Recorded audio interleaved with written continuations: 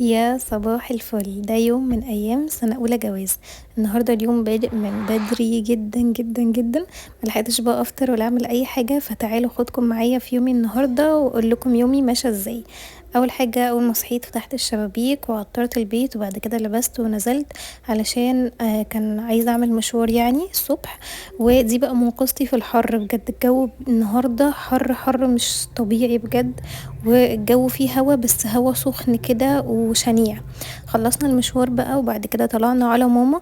وماما بقى بصراحة كانت مدلعانا اخر دلع يعني، وجايبالنا اكل حلو قوي وتحفة تسلم ايديها. بعد كده بقى بعد الغدا شربنا شاي وبعدين نزلنا. والياسمينة دي ماما لقيتها فادتها لي ولسه محتفظة بيها لحد دلوقتي والله في الشنطة. خلصت بقى وبعدين رحت اجيب حاجات من بيت منصور، حاجات كنت عايزاها ومبسوطة بيها قوي قوي. هتشوفوها في فلوج اليوتيوب. بعد كده روحت شغلت الغسالة علشان كان في غسيل عايز يتغسل وملحقتش اغسله. واديت كنسة سريعة كده للمطبخ عشان لو في اي تراب او اي حاجة وقع مني طول ما انا شغالة، فكنسته كنسة سريعة كده. بعد كده كان عندي شوية غسيل عايزين يتطبقوا فطبقتهم، وانا بكره حاجة اسمها غسيل بجد.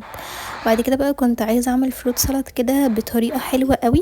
فقطعت الفاكهة بقى اللي عندي كلها وحطيت عليها عصير مانجا. وبجد كان طعمها خطير، لازم تجربوها. اي فاكهة عندكم بتقطعوها تحطوها على بعض وبتعملوا لها عصير، اي نوع عصير عندكم بقى، مانجا موز فراولة اي حاجة، بجد بتبقى خطيرة. كان في بقى شوية ازايز عايزين يتملوا فمليتهم كده ودخلتهم التلاجة. بعد كده بقى عملنا كوبايتين شاي عشان كنا خلاص بقى صاحيين من بدري ومفرهدين وتعبانين جدا. قعدنا بقى نشرب الشاي ونتفرج على التلفزيون وبس كده يومي خلص. اشوفكم في فلوج جديد.